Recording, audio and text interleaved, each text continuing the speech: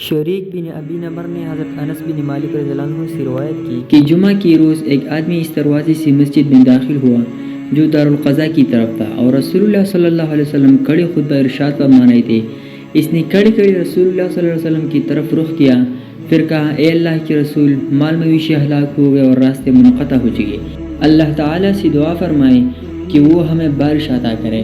اس پر رسول اللہ صلی اللہ علیہ وسلم نے اپنے دونوں ہاتھ اٹھا دیے، پھر کہا، اے اللہ ہمیں بارش عنایت فرما، اے اللہ ہمیں بارش عنایت فرما، اے اللہ ہمیں بارش سے نواز دے۔ حضرت انس رضی اللہ عنہ نے کہا، اللہ کی قسم، ہم آسمان میں نہ کوئی گڑھا دیکھ رہے تھے اور نہ بادل کا کوئی ٹکڑا، ہمیں اور صلا پہاڑ کے درمیان کوئی گرتا نہ محلہ۔ پھر اس کی پیچھے سے ڈال جیسی چھوٹی سی بدلی اٹھی، جب وہ آسمان کی وسط میں پہنچی تو پھیل گئی، پھر وہ برسی، اللہ کی قسم ہم نے ہفتہ بھر سورج نہ دیکھا۔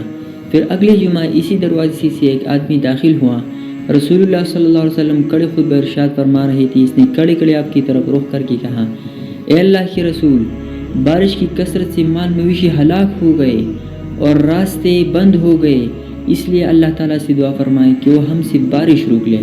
اس پر رسول اللہ صلی اللہ علیہ وسلم نے دونوں ہاتھ اٹھا دیے، پھر فرمایا، اے اللہ ہمارے ارد گرد بارش برسا، ہم پر نہیں، اے اللہ پہاڑیوں پر، ٹیلوں پر، وادیوں کے اندر، ندیوں میں اور درخت اگنے کے مقامات پر برسا۔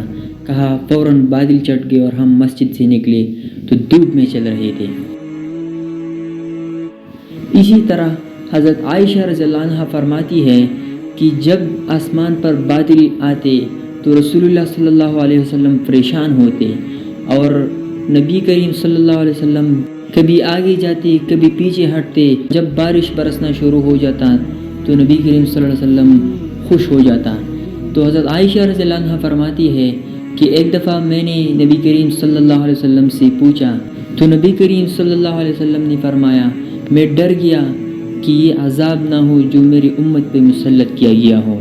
اسی طرح ایک اور جگہ نبی کریم صلی اللہ علیہ وسلم کا ارشاد ہے کہ باد صبا یعنی مشرقی سمت سے چلنے والی ہوا سے میری مدد کی گئی، اور بادی دبور یعنی مغربی سمت سے چلنے والی جو ہوا ہے، اس سے قوم عاد کو ہلاک کیا گیا۔